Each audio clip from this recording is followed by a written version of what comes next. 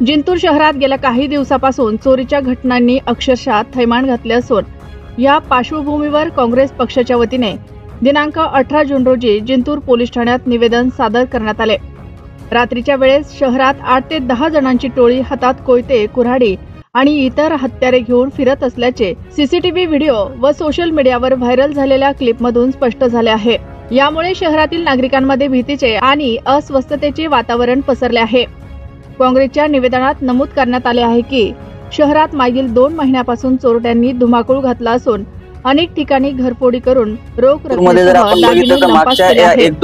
त्यामुळे पोलिसांनी चोरट्यांचा चोरीच्या घटना मोठ्या प्रमाणात वाढलेल्या आहेत। त्याचबरोबर वेगवेगळ्या प्रकारचे क्राईम सुद्धा गुन्हे सुद्धा जिंतूर तालुक्यामध्ये मोठ्या प्रमाणात वाढत आहेत। संबंधी नागरिकांच्या सुरक्षेच्या बाबतीत आम्ही एक असं निवेदन दिलंय किंवा एकतर नागरिकांना सुरक्षा तुम्ही पुरवा, नसता त्यांना हत्यार वापराची परवानगी तरी द्या। कारण जर आपण बघितलं तर सीसीटीव्ही फुटेज व्हायरल झालेला आहे। चोरटे हातामध्ये कोयते, कुऱ्हाडी किंवा वेगवेगळ्या प्रकारचे हत्यार घेऊन जिंतूरमध्ये ठिकाणी फिरत आहेत।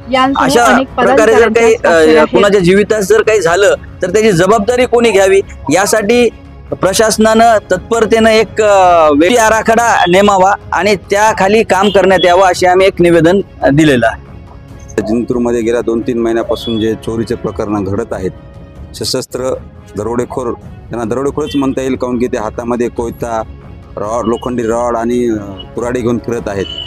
आज आम्ही या ठिकाणी निवेदन दिलेले आहे की एकतर आमच्या सुरक्षिततेचा प्रश्न तुम्ही सोडवा, नाहीतर आम्हाला ते शस्त्र वापरण्याची परवानगी द्या।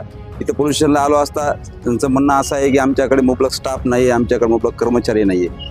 तर कर्मचारी पुरवण्याचं काम हे SP साहेबाचं आहे। आम्ही त्यांनाही याच्यातून या निवेदनातून विनंती करतो की त्यांनी इथं कर्मचारी पुरवावेत। आज सुदैवानं आतापर्यंत एकही जीवितहानी झाली नाही।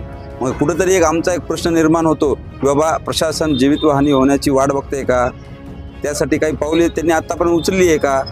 आम्ही या ठिकाणी या निवेदनातून फक्त एवढंच सांगू इच्छितो की या पुढे ही अशी कुठलीही चोरीची घटना होऊ नये आणि याच्यासोबत कुठलीही जीवितहानी होऊ नये, यासाठी आम्ही सार्वजनिकरित्या आज या ठिकाणी निवेदन देत आहोत।